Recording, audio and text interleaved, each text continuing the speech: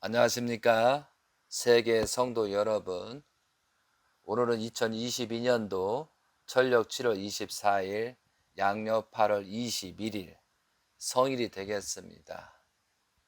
하나님의 축복이 여러분 개인 가정에 충만해서 행복하고 즐겁고 또한 항상 미래의 기쁨으로 살아가시는 여러분이 되기를 간절히 기원 드립니다. 오늘부터 성경 말씀 중에 창세기를 가지고 여러분과 함께 이야기식으로 말씀을 나누도록 하겠습니다. 오늘은 제목은 창세기 1강자라고 하겠습니다. 그래서 여러분들께서는 개역 개정 창세기 1장을 펴주시면 감사하겠습니다. 성경 말씀은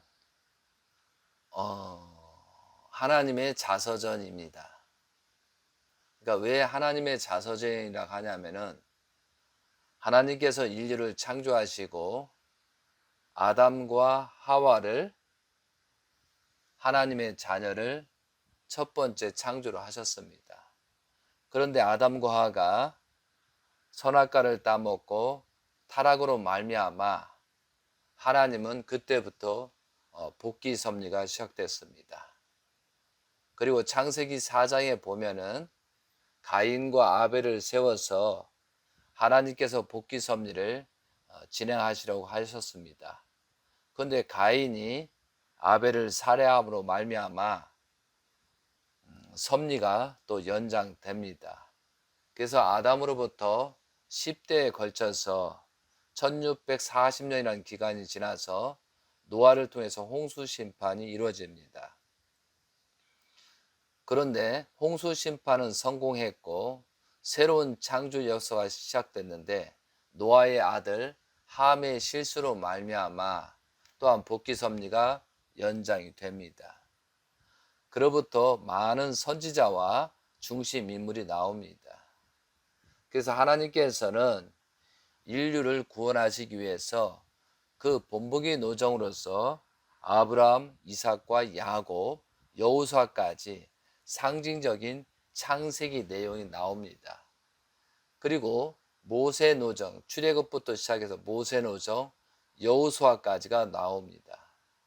그리고 4천년 창조 이래 4천년 후에 예수님께서 하나님의 아들로서 등장이 됩니다.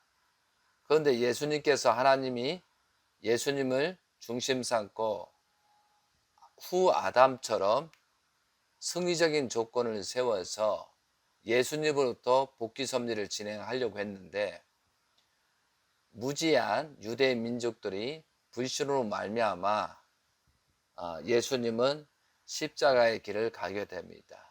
그리고 예수님께서는 2000년 후에 다시 오실 것을 요한계시록을 통해서 지금 현 시대 6000년 시대를 살고 있습니다.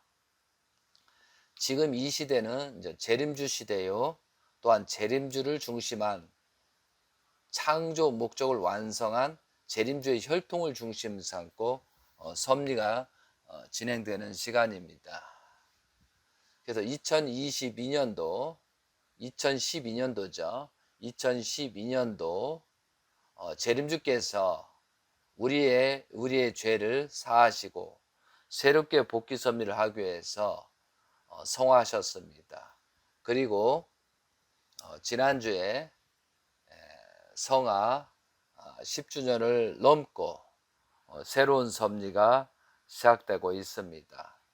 성화 10주년은 우리가 귀일년이라고 하잖아요. 새로운 출발. 그렇기 때문에 문영진 천일국 왕님을 중심 삼고 새로운 섭리가 진행됩니다. 그래서 오늘부터 창세기를 말씀드리는 것은 뭐냐면은 하나님께서 이 세상을 어떻게 창조하셨고 말씀을 어떻게 실체화했는가, 그리고 하나님은 어떠한 마음으로 세상을 창조하시고 아들, 딸, 아담, 헤아를 창조했는가라. 그런 내용들을 깊이 알게 되면은 우리의 현재의 모습이 무엇이 문제이고 하나님의 아들, 딸로서 어떻게 살아갈 것인가, 이거에 대해서 더 고민하고 또 발전된 단계로 갈 수 있는 그런 입장이 되기에 오늘부터 창세기를 공부하는 시간을 갖도록 하겠습니다. 성경 말씀은 우리가 이제 구체적으로 들어가면은 여러분은 저 창세기 1장을 펴주시기 바랍니다. 성경 말씀은 하나님의 자서전입니다. 지금 성경 말씀을 아브라함부터 그 시대적으로 잠깐 설명이 드렸지만 하나님은 인류를 복귀하기 위한 그런 실체적인 내용들이 전개된 것이 성경 말씀입니다. 지금은 요한계시록대로 지금 섭리가 진행되고 있다는 사실입니다. 우리가 성경 말씀을 들어가기 전에 상식적인 내용을 가지고 여러 가지 말씀을 드린 다음에 들어가도록 하겠습니다. 성경 말씀 구성은 사실 기록을 한 역사성이 있고, 그 다음에 우리한테 교훈을 주기 위한 교훈성이 있고, 그 다음에 요한계시록, 묵시록처럼 다니엘처럼 예언성이 있습니다. 그래서 성경 말씀은 크게 역사성, 교훈성, 예언성으로 세 가지로 구성되어 있다는 사실을 아셨으면 좋겠습니다. 그런데 우리가 과연 하나님께서 인류를 창조하시고 나서 그 창조하는 과정, 하나님의 심정을, 하나님의 그런 감성들을 우리가 어떻게 표현할 수 있을까요? 그것을 글로서 다 표현하기는 어려울 것 같습니다. 그래서 언어라는 것은 어떤 정보적인 기능, 그리고 표현적인 기능, 그 다음에 또한 표출적인 기능이 있고요. 그 다음에 감화적인 기능이 있고, 그 다음에 친규적인 기능도 가지고 있습니다. 또한 그리고 언어에는 미학적인 기능도 있고 명령적 기능도 있습니다. 그런데 말에는 해잉의 기능이며 말에는 힘이 있습니다. 그런데 우리가 성경 말씀을 연구하다 보면은 우리들이 사용하고 있는 글자나 언어로 하나님의 깊은 사랑과 심정을 얼마나 표현할 수 있을까? 과연 우리가 이 성경 말씀에 나오는 글자에 하나님의 심성이 100% 들어있다라고 할 수는 없잖아요. 그러면 히브리어 원문이 있고 많은 영어든 헬라어든 한국어든 많은 종류의 언어가 있습니다. 우리가 그래서 언어 문자 그 자체에 너무 빠지다 보면은 하나님이 원하시는 그런 말씀이 하나님의 심정을 깨달을 수 없다는 거죠. 그래서 성경 말씀에 나오는 그 말씀의 그 자체가 아니고 그 말씀에 심어져 있는 그 비유와 상징으로 되어 있는 그런 말씀을 깨달아야 우리가 거듭날 수 있다고 볼 수 있습니다. 구약 성경 말씀의 저자는 하나님이시고 기록자는 모세입니다. 모세는 그동안에 모세 때 이 성경 말씀이 구체화됐습니다. 하나님의 창조의 과정이 입으로 전해주고 어떤 특수한 문자로 전해졌겠죠.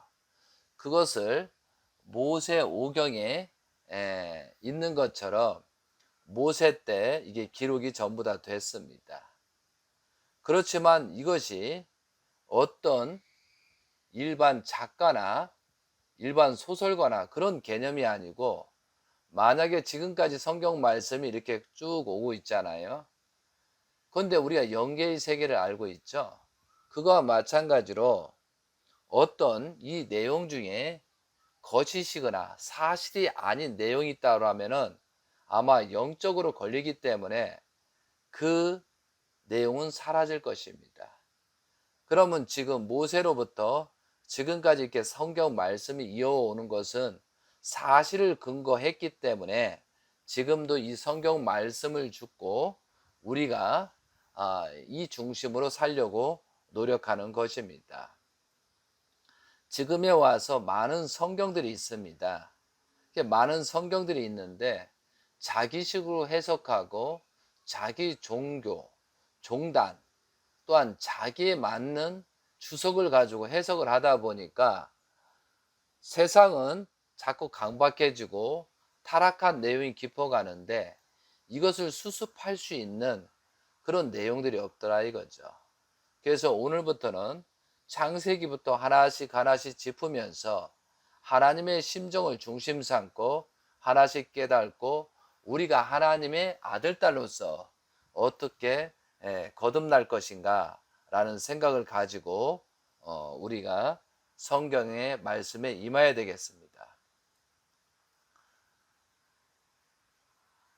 모세가 이스라엘 백성을 애굽에서 끌어낸 이후부터 가나안 땅을 목적에 두고 죽기 전까지 기간 중에 이 모세 오경을 기록하였습니다. 그래서 우리가 예수님 출생으로부터 AD 현재 뭐 2000년, 2022년 따지는 것처럼 예수님이 태어나기 전부터를 BC라고 합니다. 그래서 이 성경 말씀의 최초는 BC 1446년에서 1440년 요 기간에 40년 기간에 성경이 책으로 나왔다고 볼 수 있습니다. 그리고 여러분이 지금 저하고 함께 보고 있는 것이 개역 개정판입니다. 개역 개정판은 1998년도에 글자가 인쇄되어 나오고 있었습니다. 그런데 개역 개정판을 보는 것은 그 많은 성경 말씀 중에 히브리어 원문에 근거로 하여 번역이 많이 되어 있습니다. 그리고 개역 한글판의 오역과 어려운 표현, 맞춤법 등을 상당 부분을 고친 성경입니다. 그리고 많은 사람들이 어르신들이 보는 것이 개역 한글판입니다. 이것이 1961년도에 출판이 됐습니다. 그런데 여기에 참 문제점이 하나, 개역 한글판이 문제점이 생긴 게 뭐냐면요. 이것이 이스라엘부터 영국으로 가가지고 그리고 미국으로 가서 중국으로 가가지고 중국어를 번역한 것이 개역 한글입니다. 그렇기 때문에 히브리어 원문을 중심 삼은 게 아니고 중국어를 해석을 하다 보니까 중국의 사상에 가치관이 들어갔다는 거죠. 그래서 성경이 여러 가지가 있는데 개역 한글판을 읽다 보니까 하나님의 심정적인 부분 거의 다 비슷한데 중요한 부분에서 좀 이상한 부분이 많이 있습니다. 그리고 요한계시록에서 그들이라는 것을 개역 한글판에서는 저희가라고 하거든요. 그래서 요한계시록을 해석하기가 굉장히 어렵습니다. 그렇기 때문에 이게 중국어 물리역이나 미국 표준역 등을 한글로 재번역한 구약 성경을 개정한 성경입니다. 그래서 히브리의 원문에 거의 가까운 개역 개정판을 저는 보는 것을 선호하고 있다는 사실을 아셨으면 좋겠습니다. 그리고 이 성경 말씀이 한국에 들어온 지가 그렇게 많이 되지 않았습니다. 한국의 성서가 처음으로 전해진 것은 1810년에 그 알세스 투호의 그 함장 그 맥스웰이 그 첨사 조대복에 건네준 한문 성서가 그 출발이었습니다. 구해전 모리슨, 구출라프, 그 다음에 토마스 선교사 등에 의해서 한문 성서가 속속 전해지기 시작했습니다. 그리고 한국어로 번역 출판된 최초의 성경은 그 1882년에 누가복음, 요한복음이 출판되었고요. 그 이듬해 사도행전이 각기 출판되었습니다. 그리고 1952년도 9월 10일에 그 한급한 성경 전서가 나와서 3,000부를 출판하였고요. 그 1960년도 각종 성서 100만 부 반포를 달성했습니다. 여러분들이 성경을 보고 있는 것은 이때부터 있는 성경을 봤다라고 보겠습니다. 그 다음에 추시경 선생의 한글 맞춤법을 정부에서 인정하게 되었고, 이 맞춤법에 의해서 다시 개정되어 나온 성경이 1961년도 개역 성경이었습니다. 이 성경이 오늘날까지 새로 쓰기 빨간 성경으로 가장 많이 읽혀진 것이 세로로 있는 거 있지 않습니까? 그것이 이제 1961년도에 출판된 겁니다. 그리고 이제 1965년도에 개역 한글판이 나오기 시작했습니다. 그때부터 진행이 됐고요. 그 다음에 1966년도 12월 15일 날 신약 전서 새 번역이 출간 2만 부가 나왔습니다. 그리고 공동 번역 신약 성서가 1971년도 4월 달에 그때 4만 부가 나왔습니다. 그리고 지금 제가 보고 있는 개역 개정은 1998년도 8월 30일 날 처음 시작이 돼 가지고 개역 성경의 번역 오류가 발견된 구절들이 쏟아 나왔고, 쓰이지 않는 고어, 가라사대, 풀무, 불무, 그런 불 같은 풀무불 같은 그런 내용들이 지나친 한문 사용 국가에서 맞춤법을 개정한 이후에 다시 나온 것이 1998년도 최신 번역본들입니다. 그래서 제가 물론 개역 개정도 오류가 많이 있습니다. 그렇지만 가장 히브리 원문에 가깝기 때문에 보는 겁니다. 요즘 최근에 킹 제임스 성경, 그 다음에 안식일교에서 나오는 그런 것은 그 안식일교의 주석이 좀 내용이 있습니다. 그래서 가끔 중요한 부분에서 본인들이 주장하는 그런 해석 표현이 있기 때문에 여러분이 그 성경을 선택하는데 조금 신경을 써서 선택해야 될 그런 상황이라고 보겠습니다. 제가 성경 말씀을 연구하면서 현재 우리들이 사용하고 있는 글자나 언어로서 하나님의 깊은 심정과 사랑을 얼마나 표현할 수 있을까, 이에 대한 의문점이 많이 생깁니다. 그래서 우리가 성경을 문자 그대로 보는 것은 많은 오류가 있다고 보는 겁니다. 우리가 성경 말씀 창세기 해설을 들어가면서 우리가 잘 사는 법이 어떤 것이냐, 우리가 어떻게 하면 잘 살고 싶으냐, 그러니까 여러분도 잘 살고 행복하게 살고 싶잖아요. 그 예로서 우리가 많은 물건의 제품이 있습니다. 근데 제품은 반드시 사용 방법이 있습니다. 최신 기술이 적용된 신제품일수록 그 사용 법대로 사용해야 합니다. 근데 우리가 목적과 용도에 어긋나게 사용하면 그 제품은 망가집니다. 예를 들어서 100V 전압에 맞춰 사용해야 하는 전자제품을 220V 전원에 꽂으면 순식간에 망가집니다. 물건은 공장에서 만들어질 때부터 용도에 결정되므로 수천 개가 생산되더라도 사용하는 목적은 똑같습니다. 이 말씀을 드리는 이유는 모든 제품도 사용법이 있고 사용법대로 사용해야 된다는 거죠. 그런데 우리가 인간은 어떻습니까?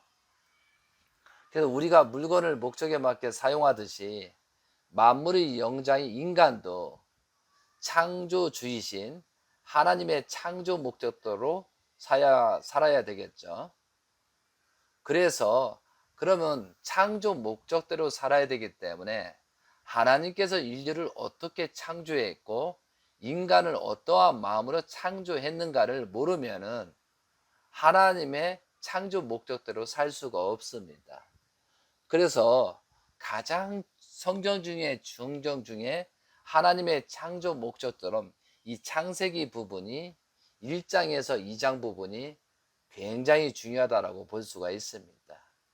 그래서 여기에서 수많은 연구가 있어야 되고 많은 말씀이었고 우리가 이걸 깊이 깨달아서 우리가 인간의 사용 목적을 정확히 알아야 됐고 우리가 잘 사용될 수 있는 그런 방법을 찾아가기 위해서는 성경 말씀을 알아야 되고 특히 창세기를 알아야 된다는 거죠.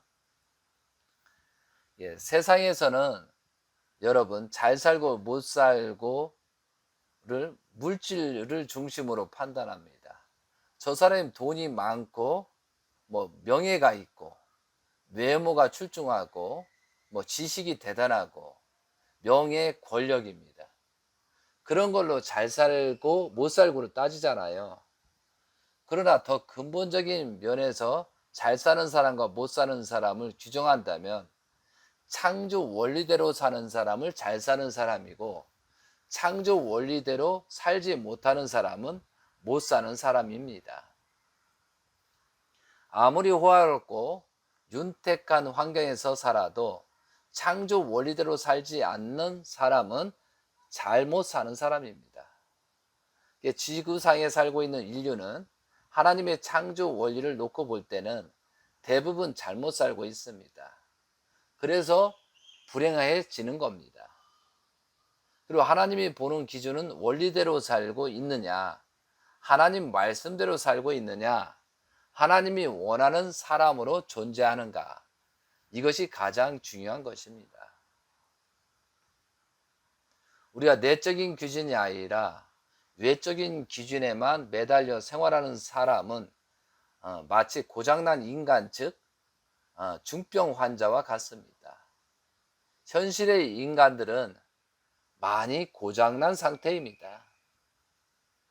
타락으로 인해서 하나님의 심정을 모르고 하나님의 창조 목적을 모르는 고장난 인간들이 많이 살고 있습니다. 그래서 하나님께서 창조하신 사용 방법대로 사용하지 않는 전자 제품이 고장나는 것처럼 오늘날 타락한 인간은 창조 원리를 모르기 때문에 어떻게 올바르게 사는지 그 방법을 모른 채 살고 있습니다. 우리 인간은 알고 보면 머리끝에서 발끝까지 만신창이가 된 중환자 셈입니다. 왜? 하나님의 사용 방법대로 살지 못하고 있기 때문에 그렇습니다. 그래서 육신의 병만으로는 중환자라고 하지 않습니다. 육신의 병보다 더 무서운 병이 마음의 병입니다. 가치를 잃어버리고 목적이 없이 그렇죠. 살아가는 사람들은 무서운 병이 있는 것입니다. 그렇기 때문에 우리 인간은 육신의 병만이 문제가 아니라 마음의 병을 고쳐야 합니다. 그래서 우리가 마음의 병을 고치기 위해서는 하나님께서 창조하신 그 창조 원리대로 살아야 되거든요. 그렇기 때문에 하나님께서 어떻게 창조하신 그런 창조 과정이 창세기 1장, 2장에 기록이 되어 있기 때문에 이 부분이 중요하다고 언급하는 내용입니다. 자, 여러분들이 이제 많은 이 말씀을 듣는 과정 속에서요, 기독교인도 있고 불교인도 있고 많은 종교인들이 있을 겁니다.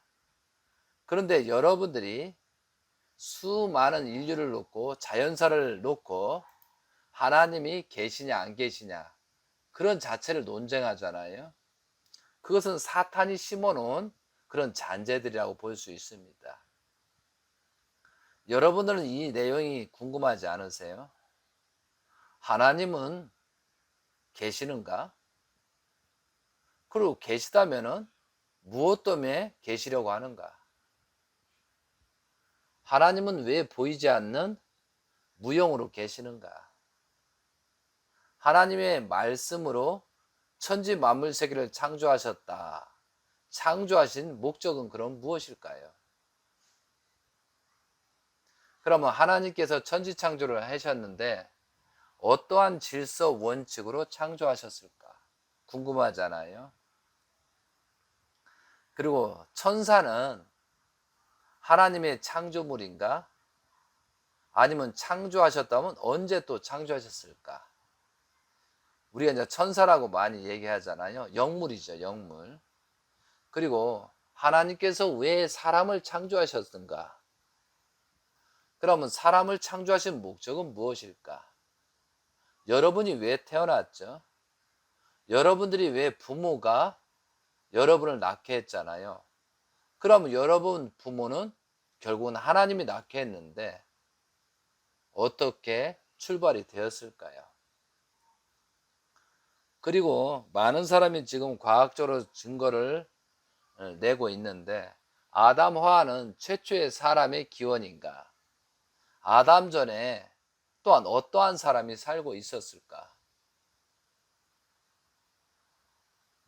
그리고 지금 현재 당면에는 사람들이 살아가는 인생의 목적은 무엇일까? 여러분이 살아가는 지금 살고 있잖아요. 지금 뭐 젊은 나이부터 왜 사냐고 질문을 했었을 때 여러분은 어떠한 답변을 할 수 있습니까? 그러면 70먹은 80먹은 어르신 보고 지금까지 어떻게 살았습니까? 왜 살았습니까? 왜 살고 있습니까? 그리고 언제까지 살 것입니까? 그렇게 질문을 한다면 어떻게 대답을 하실 수 있겠습니까?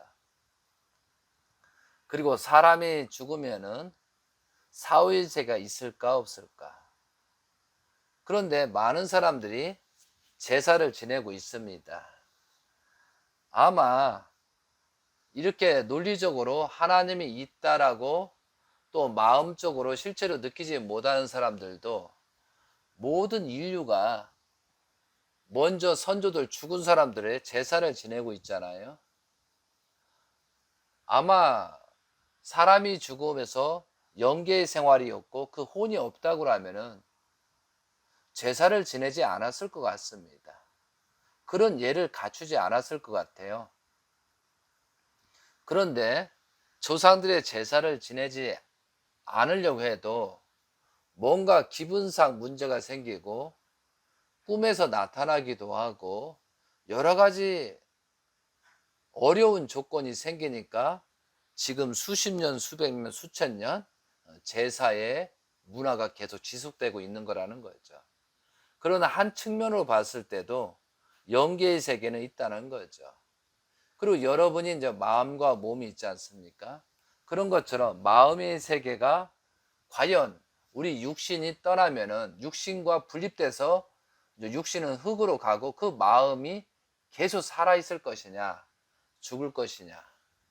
그냥 육신이 죽으면 사라지는 것이다 라고 많은 사람들은 하는데 그것은 영계의 세계를 부정해야 현실에 만족할 수 있기 때문에 그렇게 하는 거거든요. 근데 실질적으로 영계의 세계는 있다는 거죠. 그것처럼 우리가 사후의 세계는 어떻게 있는가 없는가. 그리고 또 한 가지는 우리가 이제 하나님의 창조론과 진화론 중에 무엇이 진실인가. 진화론도 일부 맞지만 완전히 창조론을 부정할 수는 없잖아요. 그것처럼 하나님의 창조론을 정확히 이해할 수 있는 방법이 이 창세기의 성경 말씀을 이해해야 된다는 거죠. 그리고 창세기 3장에 나온 뱀의 정체는 무엇일까? 그리고 생명나무와 선악을 알게 하는 나무는 무엇일까? 왜 타락의 인류가 있어서 타락의 시작점이 이 선악과 나무서부터 출발하잖아요. 창세기 3장. 그것처럼. 그럼 아담과 하와는 언제 타락했을까? 이런 전반적인 내용들이 굉장히 중요한 것입니다. 그래서 오늘은 창세기를 언급하는 그런 과정 속에서 우리가 궁금증을 한 번 정도는 짚어보기 싶어서 이렇게 말씀을 드리는 겁니다. 그래서 수많은 내용들이 궁금증을 해소할 수 있는 그런 내용들이 가겠습니다. 창세기 내용 개역개정 들어가도록 하겠습니다. 하나씩 이해식으로 여러분이 말씀을 할 때 노트나 그런 걸 가지고 메모를 하거나 또 깊이 잊어버리지 않도록 해주시면 감사하겠습니다. 창세기 1장 태초에 하나님이 천지를 창조하시니라. 땅이 혼돈하고 공허하며 흑암이 깊음 위에 있고 하나님의 영은 수면 위에 운행하시리라. 하나님이 이르시되 빛이 있으라 하시니 빛이 있었고 빛이 하나님이 보시기에 좋았더라. 하나님이 빛과 어둠을 나누사 하나님의 빛을 낮이라 부르시고 어둠을 밤이라 부르시니 저녁이 되고 아침이 되니 이는 첫째 날이니라. 자, 여기까지 했습니다. 한 절 한 절 설명을 드리도록 하겠습니다. 태초에 하나님이 천지를 창조하시리라. 창세기 1장은 하나님의 창조 과정을 사실적으로 기록한 내용입니다. 하나님은 창조 원리 설계도를 먼저 말씀하시고 나서 창조 순서에 따라 천지 만물을 창조하셨습니다. 하나님이 천지를 창조하신 궁극적인 목적은 하나님은 기쁨과 행복을 누리시고자 하는 데 있습니다. 하나님도 혼자서는 기쁨을 느낄 수 없기 때문에 사랑을 주고받을 수 있는 대상이 필요하다는 것입니다. 그러므로서 그 대상이 천지입니다. 그 중에서 아담과 하와는 하나님의 아들이고 직계 혈통이라고 볼 수 있겠죠. 그래서 그러므로 대상을 창조하신 것입니다. 기쁨은 배우는 것이 아니고 상대를 통해서 느끼기 때문입니다. 이 배움에서 오는 게 아니고 상대에서 느끼는 거죠. 그래서 창세기 1장 1절에 하나님이 천지를 창조하시려고 기록되어 있습니다. 일반적으로는 창공의 하늘이라고 두 발을 딛고 있는 곳을 땅이라고 하는데 여기에서 말하는 천지는 하늘과 땅의 의미하는 것이 아닙니다. 천은 영계를 뜻하고요. 지는 육계, 곧 자연계를 뜻합니다. 그래서 하나님이 태초에 천지를 창조하시라고 말씀은 영계와 육계, 곧 천주를 창조하신다는 뜻입니다. 잠언서 8장 22절에 보면은 여호와께서 그 조화의 시작 곧 태초에 일하시기 전에 여기서 이제 조화라는 말을 썼습니다. 하나님은 조화를 이루기 위하여 대상을 창조했다라는 말이 잠언서 8장 22절입니다. 여러분이 기록을 해놓고 나중에 찾아보시기 바랍니다. 그리고 이사야 66장 1절에 보면 여호와께서 이와 같이 말씀하시되 하늘은 나의 보좌요 땅은 나의 발판이니라, 이런 의미가 있습니다. 땅은 천지 만물의 대상을 의미한다는 뜻입니다. 아모스 3장 7절에 주 여호와께서는 자기의 비밀을 그 종 선지자들에게 보이지 아니하시고는 결코 행하심이 없으시리라. 이 말씀처럼 하나님께서 천지를 창조하실 것을 말씀하셨다는 의미이며 하나님의 계획을 말씀하신 것입니다. 창세기 1장 2절에 땅이 혼돈하고 공허하며 흑암이 깊음에 있고 하나님의 영은 수면 위에 운행하시니라. 그리고 창세기 1장 3절에 하나님의 창조가 들어가기 시작합니다. 여기서 땅이 혼돈하고 공허하며 흑암이 깊음 있게 있고의 의미는 하나님께서 창조의 시작 전에 아무것도 없는 상태를 표현한 말입니다. 그래서 혼돈이라는 것은, 그래서 아무것도 없는 히브리 원문이 있거든요. 그러니까 히브리 원문들을 살펴보면 혼돈이라는 것은 아무것도 없는, 빛이 없는 상태를 말합니다. 그리고 하늘과 땅이 아직 나누어지지 않는 태초의 상태, 아무 질서가 없는 상태를 혼돈이라고 합니다. 그리고 공허라는 것은 아무것도 없는 텅 빈 상태, 공간을 얘기하는 겁니다. 그리고 흑암이란 매우 껌껌하고 어둠이란 낱말의 뜻을 가지고 있습니다. 그래서 여기서 혼돈하고 공허하며 흑암이 깊음이 있게 있고라는 것은 하나님의 창조 전 아무것도 없는 상태에서 창조가 시작됐다. 아무 질서도 없는 상태에서 창조가 시작됨을 말하는 것입니다. 그런데 현재 타 종교에서 땅이 혼돈하고 공허하며 흑암이 깊음이 있고, 이 말을 듣고 땅이 있었고 사람이 있었는데 타락되어서 혼돈하고 공허하고 흑암이 깊음이 있는 것처럼 새로운 어두운 타락한 세계를 구원 섭리를 시작한다. 그래 창세기 1장부터 구원 섭리라고 그렇게 말하는 어리석은 사람도 있습니다. 실제 요즘 신천지가 그러는 것 같아요. 그래서 제가 히브리 원문에 아무것도 없는 상태다, 아무것도 없는 상태에서 시작한다는 그런 말의 언어의 표현이다 라고 설명을 해드려도 그들은 교리가 그런지 그렇게 왜냐하면 하나님의 창조하고 나서 창조하나도 혼돈과 공허했대요. 그리고 인간을 창조했다는 거예요. 그리고 이 사이에 많은 사람이 있었는데 그 중에 하나님의 재창조 역사를 벌려서 아담과 헤아가 중심인물 출발했다. 이렇게 해석하고 있더라고요. 그러면은 하나님께서 인류의 시작점이 창세기 이것은 아니잖아요.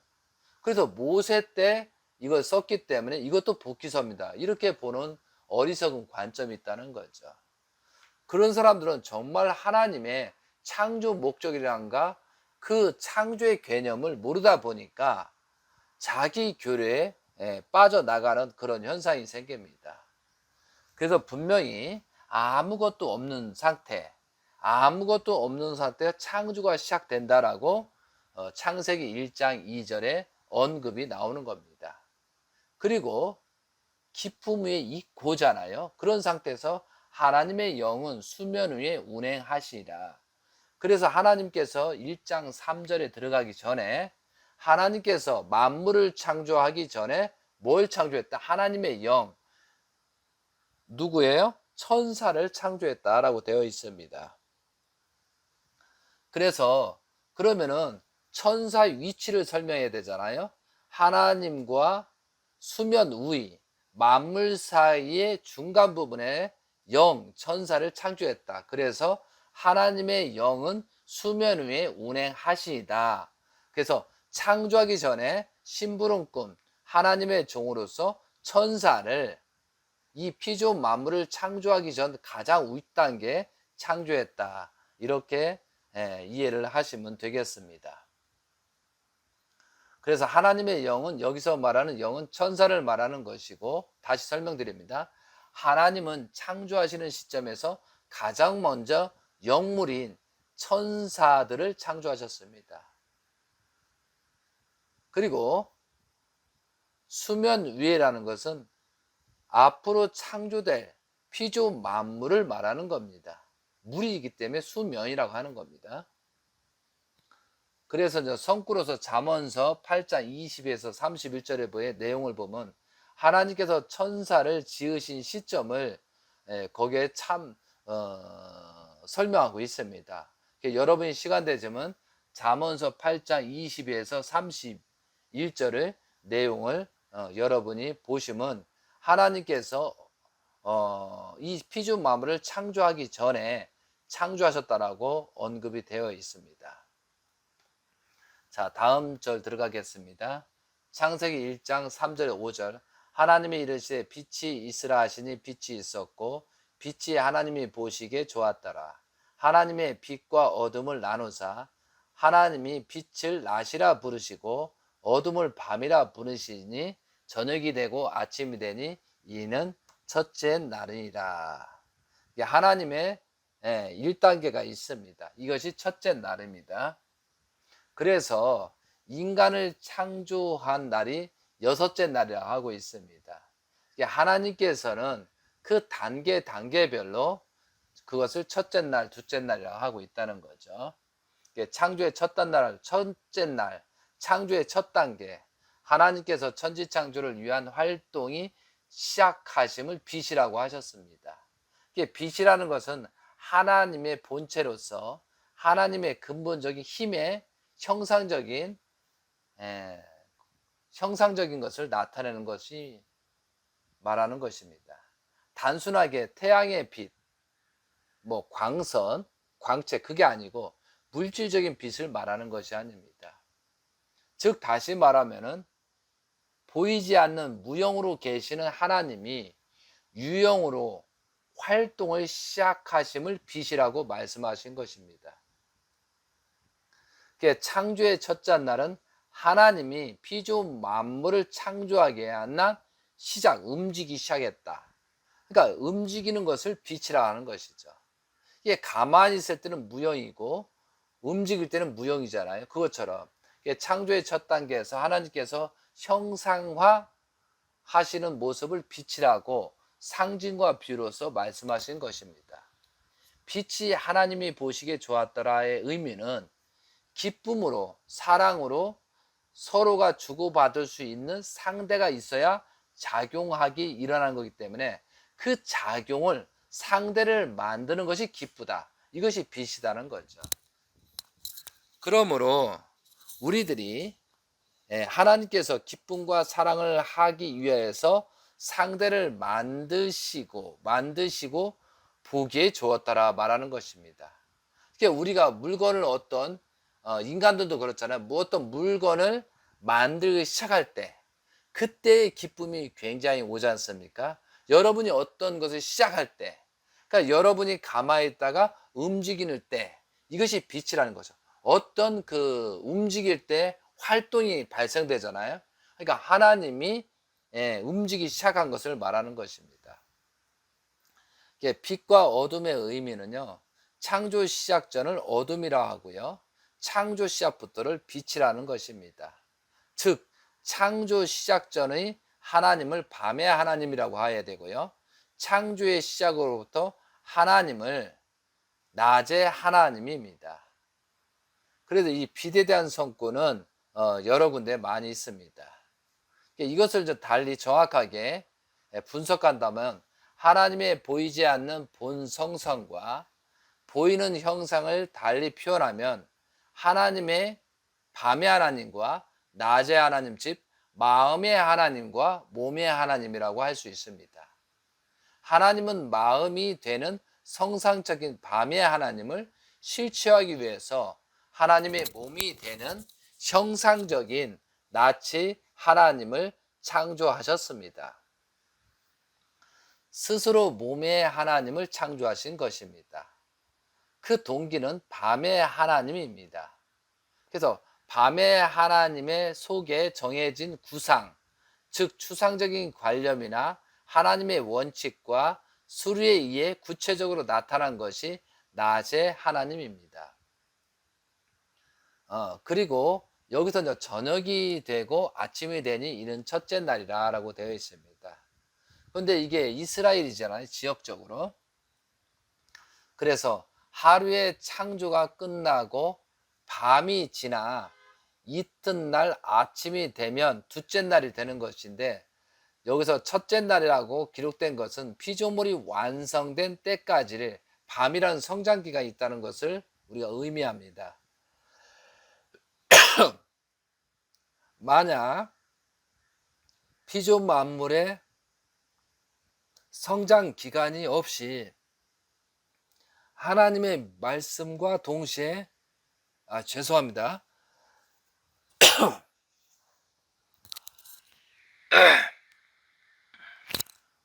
하나님의 명령과 말씀과 동시에 완성되었다면 전체 피조물의 창조가 끝나기까지 6일이라는 기간조차 필요 없는 것입니다. 창조의 전 과정을 보더라도 저녁 기간과 밤 기간과 아침 기간이 있듯이 창조의 성장 기간이 있음을 알 수 있습니다. 그래서 베드로 후서 3장 8절에 보면 하루가 천년 같고 천년이 하루 같다는 말씀과 같이 창세기에서 말하는 6일은 어떤 한정된 시간을 표현함이 아니고 창조의 순서 과정의 단계를 설명하고 있습니다. 그래서 우리가 여기에서 우주는 시간성을 떠나서 돌연히 생성된 것이 아니라 그것이 생성될 때까지의 상당한 시간이 소요됐다는 사실을 우리가 알 수 있습니다. 따라서 천지창조를 완료하기까지 6일이란 태양의 일출 일몰의 횟수로 계산하는 6일이 아니라 창조의 과정이 6단계의 기간을 표시한 것임을 알 수 있는 것입니다. 그래서 저녁이 되고 아침이 되니 이는 첫째 날이니라 라는 의미는 사실은 일출 일몰이 아닙니다. 하나님의 넷째 날에 창세기 1장 14에서 15절 광명체인 태양을 창조하였다라고 되어 있습니다. 태양이 없이 첫째 날이라고 말하였습니다.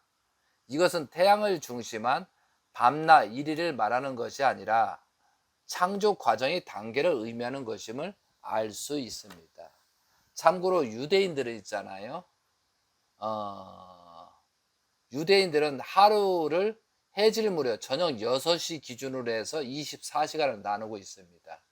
그래서 그런 측면에서 저녁이 하루의 시작입니다. 저녁이 되고 아침이 되니 첫째 날이라고 그런 의미로 표현할 수도 있다는 거죠.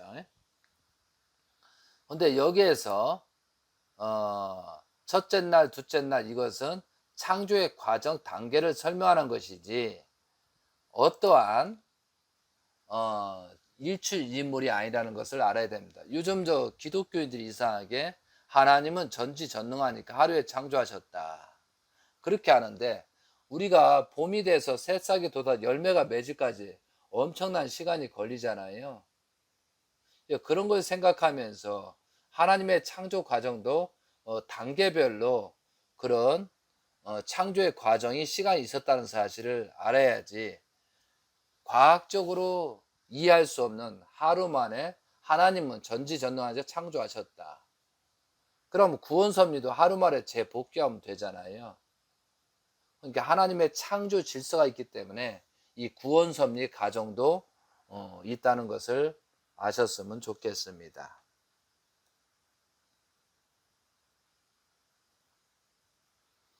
그리고 둘째 날 창조가 어땠는가 오늘 여기까지 공부하는 시간을 갖도록 하겠습니다. 그러니까 여러분이 성경을 하나하나 구체적으로 그죠? 구체적으로 분석을 해야 우리가 아벨 기독교인들을 상대하고 많은 성도들을 상대할 수 있다는 거죠. 자, 창세기 1장부터 창세기 1장 6절부터 8절을 보도록 하겠습니다. 하나님이 이르시되 물 가운데 궁창이 있어 물과 물로 나누라 하시고 하나님이 궁창을 만드사 궁창 아래의 물과 궁창 위의 물로 나누게 하시니 그대로 되니라. 하나님이 궁창을 하늘이라 부르시니 저녁이 되고 아침이 되니 이는 둘째 날이니라. 자, 첫째 날에는 하나님의 창조가 시작됐습니다. 그럼 물질의 근본은 물이잖아요. 그럼 여기에서 하나님이 이르시되 물 가운데 궁창이 있어 물과 물로 나누라 하시고 이렇게 되어 있잖아요. 이것은 하나의 지구에 있는 것을 얘기하는 것이 아니고 하나님을 중심사고 온 피조 만물을 얘기하는 겁니다. 우주 전체를 의미하는 것이다 이거죠. 그러면 하나님께서 우주 전체를 창조하려면 어떤 공간이 있어야 되잖아요. 그리고 어떤 물질의 시작점이 있어야 된다는 거죠. 그걸 여기서 둘째 날에 언급하고 있는 것입니다. 자, 설명을 드리겠습니다. 창조의 둘째 날, 여기서 말하는 궁창이란 사람이 살고 있는 지구라는 좁은 개념으로 말하는 것이 아니라 피조세계 우주 전체의 범위를 말하는 것입니다. 궁창은 하늘이거든요. 궁창은 우주의 전체 공간을 의미하고 물은 피조 만물의 전체를 의미합니다. 모든 피조물의 형상의 근원은 물로 시작하잖아요. 그래서 물과 물로 나누게 하시니 라고 하는 것은 하나님은 우주적인 관점에서 물을 보이지 않는 물과 보이는 물로 나누심을 의미합니다. 다시 말해서요, 보이지 않는 물은 육안으로 볼 수 없는 에너지, 가스, 물질의 원소, 공기 등을 말하는 겁니다. 그리고 여기서 보이는 물은 H2O, 형상으로 보이는 바다나 물이나 수증기나 고체로서 땅, 지구, 우주, 동물, 식물, 이것을 보이는 물이라고 하는 겁니다. 그래서 우리가 궁창의 뜻은 히브리어로 라키아라는 의미가 있거든요. 라키아는 얇게 펴서 길게 늘어뜨린다는 의미가 있습니다. 그리고 또 에레미야 2장 13절에 보면 물을 생수의 근원이라 하셨습니다. 여기에서 다시 한번 말씀드리면은 지금 하나님이 움직이기 시작했습니다. 밤에 하나님이 낮에 하나님 움직이기 시작해서 이게 첫째 날이고, 두 번째는 온 천지를 창조하게 했는 그 설계도를 표시하는 그런 내용처럼 우리가 이제 어떤 설계를 하더라도 어떤 종이가 있어야 되고 연필이 있어야 되고 어떤 도구가 있어야 되잖아요. 그것처럼 지금 피조 전체를 설명하고 있는 겁니다. 그래서 많은 사람들이 여기에서 지구를 놓고 생각하다 보니까 이 하나님의 깊은 뜻을 의미를 모른다는 거죠. 그래서 물과 물로 나눠서 공간과 물질로 나눴다는 거고, 보이는 물과 보이지 않는 물로 나눴다는 거 이해돼. 그것이 창조의 개념의 둘째 날에 완성한 내용이라는 거죠. 자, 그리고 오늘 지구 창조까지 일단 가보겠습니다. 자, 1장 9절부터 13절입니다. 하나님이 이르시되 천하의 물이 한 곳으로 모이고 묻이 드러나니라 하시니 그대로 되니라. 하나님의 묻을 땅이라 부르시고 모인 물은 바다라 부르시니라. 하나님이 보시기에 좋았더라. 하나님이 이르시되 땅은 풀과 씨 맺는 채소와 각기 종류대로 씨 가진 열매 맺는 나무를 내라 하시니 그대로 되니라. 땅이 풀과 각기 종류대로 씨 맺는 채소와 각기 종류대로 씨 가진 열매 맺는 나무를 보니 나무를 내니 하나님이 보시기에 좋았더라. 저녁이 되고 아침이 되니 이는 셋째 날이라. 이게 창조의 셋째 날, 창조의 3단계죠. 물로 뭇을, 이게 뭇이 뭐예요? 지구 땅을 얘기하는 거예요. 뭇과 바다를 만드시고 땅에서 식물을 만들었다는 뜻이죠. 하나님은 가장 먼저 지구를 만드시고 지구를 중심축으로 해서 우주를 형성을 만들었다라는 것이죠. 그래서 여러분 욥기, 자 여기서 욥기 26장 7에서 10절을 한번 찾아봐 주세요. 지금 욥기 26장 7에서 10절. 지금 전 허공에 펴도 매달았다 이렇게 잘 나오더라고요. 자, 그의 북쪽을 허공에 펴시며 땅을 아무것도 없는 곳에 매다시며 물을 빽빽한 구름에 싸시니 그 밑의 구름이 찢어지지 아니하느니라. 그는 보름달을 가리시고 자기의 구름을 그 위에 펴시며 수면의 경계를 그으시니 빛과 어둠이 함께 끝나는 곳이니라. 이렇게 정확하게 그 창조의 과정을 설명하고 있습니다. 그리고 이사야 40장 22절에 보면은 그는 땅 위 궁창에 앉으시니 땅에 사는 사람들은 메뚜기 같으니라. 여기서 그는 둥그런 지구에 앉으시니 이런 내용도 있습니다. 그래서 우리가 그 식물 창조 과정을 봐도 먼저 풀, 그 다음에 씨 맺는 채소, 세 번째로 씨 가진 열매 남은 나무로 창조 과정 단계 순서에 있어서 3단계 질서로 창조하셨음을 알 수 있습니다. 식물도 뿌리, 줄기, 잎으로 구분할 수 있습니다. 그래서 우리가 나무가 형성이 되는데 보이는 부분과 보이지 않는 부분 있잖아요. 그러니까 뿌리, 땅, 이 안을 뿌리를 보이지 않는 부분이고 위에 나무가 자라고 가지가 줄기가 있잖아요. 이거 보이는 부분이잖아요. 그래서 보이는 부분과 보이지 않는 부분을 이렇게 형성이 되었다라고 할 수 있습니다. 그래서 우리가 참고로 지구가 질량이 굉장히 무겁습니다. 그리고 우리가 365일이잖아요. 자전 주기가 그죠? 하루 시간이 사실은 일이어야 되는데 0.99726968 이렇게 숫자가 굉장히 하루의 시간이 그렇습니다. 그리고 24시간이 정확하게는 우리가 하루를 24시간 잡잖아요. 근데 23.934시간입니다.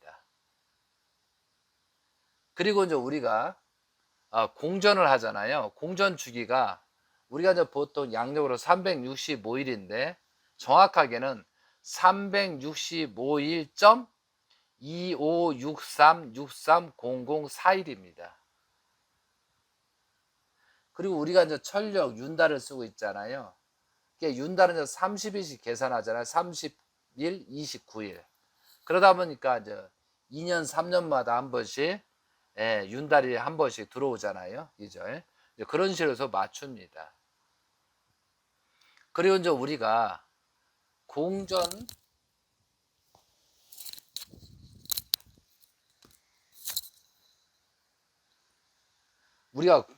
공전 궤도면에 태양의 적도하고 약 7.155도 기울어져 있습니다. 약간 그 기울어져 있는 이유도 이것이 하나님께서 그렇게 창조하신 것입니다. 그래서 오늘은 여기까지 말씀을 드리도록 하겠습니다. 그리고 다음 시간은 창세기 1장 14절부터 내용을 들어가도록 하겠습니다. 그래서 우리가 여러분이 상식적으로 알고 있어. 첫째 날은 하나님이 밤에 하나님, 낮에 하나님의 빛으로 움직이기 시작했다. 두 번째, 물을 창조하셨다. 세 번째, 지구를 창조하셨다. 네 번째, 광명체 우주를 창조하셨습니다. 그리고 다섯 번째는 새와 물고기를 창조하셨습니다. 그리고 여섯 번째는 짐승들, 그리고 맨 마지막 단계에서 사람을 창조하셨습니다. 그리고 사람도 두 종류가 있습니다. 생육하고 번성만 하는 사람이 있고, 거기에서 혼을 집어넣은, 혼을 생기를 불어넣은 그런 사람이 있습니다. 그래서 사람의 구분을 할 줄 알아야 뒤에 성경 부분이 이해되고 노아의 홍수 심판을 이해할 수가 있습니다. 그리고 재림 예수님께서 아담과 하와가 배꼽이 있었다라고 합니다.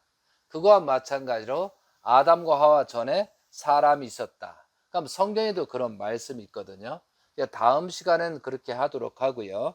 그래서 오늘부터 성경 말씀을 하나씩 하나씩 지식적으로 이해하고, 하나님께서 왜 인류를 창조하셨는가, 하나님께서 어떠한 모습으로 인류를 창조했는가, 그것을 알아야 우리가 인간의 온전한 모습으로 지상생활을 할 수 있습니다.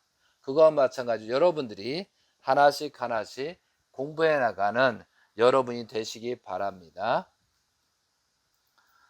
그리고 여러분이 이제 성화 10주년이 출발됐습니다. 천일국 왕님께서는 재림 예수님께서 창조 목적을 완성하신 것이 처음 익은 열매, 하나님의 창조 목적을 완성한 처음 익은 열매가 천일국 왕님이십니다. 천일국 왕님께서는 그동안의 모든 것을 정리하고 새롭게 아벨 기독교인하고 출발 섭리를 진행하십니다. 그리고 아버님 성환 이후에 많은 사람들이 회개와 용서를 빌고 출발을 했더라면 과정들이 더 빠르게 진행되는데, 지금까지도 아버님 성화를 놓고 회개하고 용서를 비는 자들이 그렇게 많지 않습니다. 그렇지만 하나님 섭리는 그걸 머무를 수가 없거든요. 그래서 성화 10주년을 중심 삼고 새로운 귀일수 출발이 되는 겁니다. 그래서 그래도 하나님께서 영계에 계신 예수님과 재림 예수님께서 마지막 그래도 구원을 하고 마지막 수습을 해라 라고 해서 천일국 왕님께서는 2022년도 5월 1일 날 한국에 오십니다. 그리고 7일 동안 자가 격리를 하시고 21일 동안 섭리 활동을 하시고 미국으로 가십니다. 그리고 미국에서 21일 정도 돼서 계시다가 6월 21일 날 일본으로 출발하십니다. 3일 동안 자가 격리를 하시고 21일 동안 5개 도시를 대회를 하시고 7월 14일 날 일본에 출국하셔서 한국에 오셨습니다. 한국에 오셔서 13일 동안 있다가 6월 26일 날 귀국하시고 이제 성화 10주년을 맞이하시고 새로운 섭리를 진행하십니다. 그러면은 한국과 일본에 방문한 이유는 그동안의 통일교에 관련됐던 그런 사람들을 구원하고, 타락한 사람들은 마지막 기회로 가시면서 새롭게 출발 섭리를 펼치십니다. 그리고 한국에 다시 온 것은 고난권에 온 사람들이 문제가 있고 여러 가지 희망을 주기 위해서 절대성을 중심 삼고 가야 된다고 하고 있습니다. 자, 그리고 지금 미국 테네시를 중심 삼고 한국에 출발한 것이 5월 1일인데 5월 1일부터 제가 확인해 보니까 임신기간 266일이 철력으로 12월 30일까지더라고요. 이것이 양력으로 2023년도 1월 21일까지입니다. 이게 266일 기간입니다. 그리고 2023년도 1월 1일부터 양력으로 1월 21일부터 새로운 2013년도 1월 13일 날 기원절을 찾지 못했던 것을, 잃어버렸던 것 다시 찾고 출발하는 때가 되어 있습니다. 그런 기간 속에서 5월 1일부터 266일 임신기간이 있다는 거죠. 그거와 마찬가지로 하나님께서는 천일국 왕님을 중심 삼고 그런 조건을 세워 나가고 있습니다. 근데 오늘도 저 창세기를 언급하면서 하나님의 모든 것을 알아야 하잖아요. 하나님의 창조 과정이라든가 인간을 왜 창조했는가를 알기 위해서 지금 창세기를 들어갔는데, 지금 아담 해와로부터 타락됐잖아요. 그럼 아담 해와로부터 타락된 것을 복귀하는 과정입니다. 재림주가 오셔서 가장 큰 목적이 혈통복귀잖아요. 6천년의 아담 해와로부터 천사자로부터 타락된 근성을 버리고 원죄를 청산되고 하나님의 아들 딸로 접붙임하기 위해서 축복을 한 겁니다.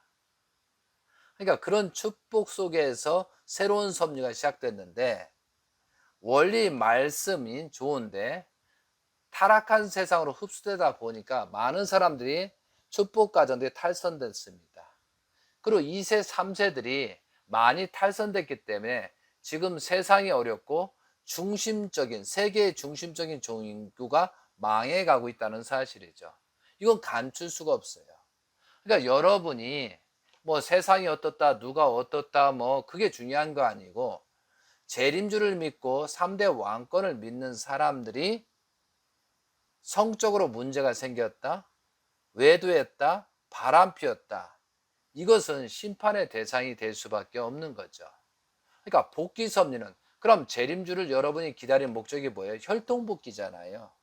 그래서 지금이라도 그런 혈통복귀를 잘해야 되고, 정말 문제가 있다면 회개하고 용서를 빌고 재출발해야 희망이 있고 미래가 있는 것입니다. 이제는 영계의 문이 열려가지고 속일 수 없는 시대가 됩니다. 그렇기 때문에 우리가 회개하고 용서를 빌고 2023년도를 맞이하고 성화 10주년부터는 굉장히 여러 가지 영적, 육적으로 많은 변화가 생길 것입니다. 그래서 모든 종교인의 그 주체성, 목적성을 상실하면은 그 종교는 사라져야 되는 것입니다. 아무리 원리가 좋고 말씀이 좋아도 그 말씀은 살아남는다 할지라도 그것을 행위하는 그런 사람들은 그걸 지키지 못하면 어렵게 된다는 거죠. 그럼 여러분들은 무엇을 믿고 신앙을 했느냐 이거죠. 자, 제가 한전 유튜브 제가 방송을 이 내용을 넣는데 유튜브에 관련된 사람이 있습니다. 그래서 오늘부터는 어떠한 복귀 섭리라든가 어떤 내용도 좋습니다. 그런 내용들을 댓글을 달아 주시게 되면은, 그리고 거기다가 전화번호를 아니면 제 이메일 주소를 넣겠습니다. 그래서 궁금한 사항이 있거나 있으면 주시면은 제가 정리해서 그날 말씀을 묻어서 한 번에 묶어서 말씀드리고 거기에 답변을 드리도록 하겠습니다. 그리고 이 말씀들을 한 번만 듣는 게 아니고 여러 번 반복해서 들어주시기 바랍니다. 많은 이제 아벨 기독교인들은 와야 되는데 그 아벨 기독교인들을 같이 어울릴 수 있는 방법이 우리가 같이 성경 말씀을 알아야 된다는 거죠. 그들보다도 고차원적으로 알고 있어야 된다는 거죠. 그래서 우리는 하나님의 심정을 중심 삼고 지금 창조 역사가 시작됩니다. 그리고 다음 시간에 또 이어서 말씀을 드리고 오늘은 창세기 1 강좌를 마무리하도록 하겠습니다. 감사합니다. 수고 많으셨습니다. 아멘.